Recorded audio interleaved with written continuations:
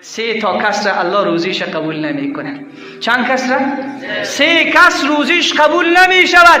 وقتی این روزها به پیشگاه پروردگار می رود، الله جل مجدوه می گوید دفترش باز نکنین. اصلا نمی خوانم، اصلا گریهش کار ندارم، تهجدش کار ندارم، تراویحش کار ندارم. این 3 تا را اصلاح کرده یا نکرده؟ 3 تا. اگر این 3 تا خصلت در وجود کسی باشد، زحمت نکند، خدا قبولش نمی کند. من میگویم قبول نمی شود. این سخن من نیست، سخن محبوب ما رسول الله صلی الله علیه و سلم است. رسول پاک صلی الله علیه و سلم فرمود اول کسی که خدا روزش قبول نمی کنه او کسی است که رمضان می آید هنوزم با برادر خود خفه است. رمضان می آید هنوزم با مادر و پدر و همسایه و رفیق و دوست و مسلمان خفه است. قلبش پر از کینه هست، پر از کینه.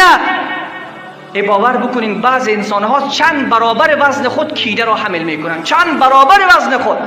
بسیاری ها رفتن به حج، به خانه الله، خانه پاک الله، ولی این فاضلات امرای خودش